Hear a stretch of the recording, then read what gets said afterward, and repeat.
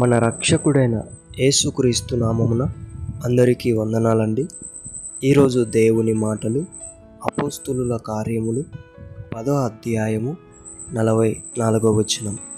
పేతురు ఈ మాటలు ఇంకా చెప్పుచుండగా అతని బోధ విన్న వారందరి మీదికి పరిశుద్ధాత్మ దిగెను.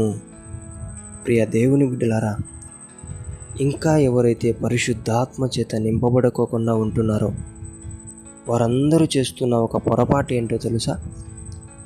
దేవుడు నిలబెట్టిన దైవ సేవకులు ప్రసంగించేటప్పుడు శ్రద్ధగా వినకపోవడం, ఆ మాటలని హృదయంతో అంగీకరించకపోవడం. దేవుని బిడ్డలారా, ఇప్పటికైనా తెలుసుకున్నారా? మోయబడిన నేత్రములు తెరవబడాలంటే, పరిశుద్ధాత్మ చేత నింపబడాలి అంటే దేవుని యందలి భయభక్తులతో దేవుడు నిలబెట్టినటువంటి దైవ సేవకుల నోట వచ్చేటువంటి దేవుని మాటలను మనము శ్రద్ధగా వినాలి. హృదయముతో పరిపూర్ణముగా అంగీకరించే వారిగా ఉంటే పరిశుద్ధాత్ముడు మిమ్మల్ని దర్శించేవాడై ఉంటున్నాడు. ప్రతి ఒక్కరు కూడా భయభక్తులతో ఆయన మాటలు విని పరిశుద్ధాత్మ చేత నింపబడతారని దేవుని బిడ్డ మనవి చేసుకుంటున్నాను. దేవుడి మాటలను దీవించునుగాక. ప్రార్థించుకుందాం. దేవా, మీకు వందనాలు, స్తోత్రాలు.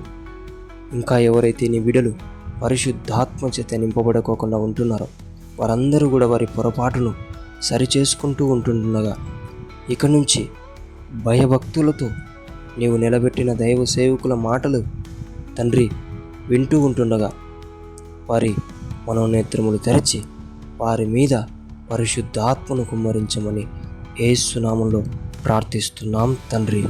ఆమేన్.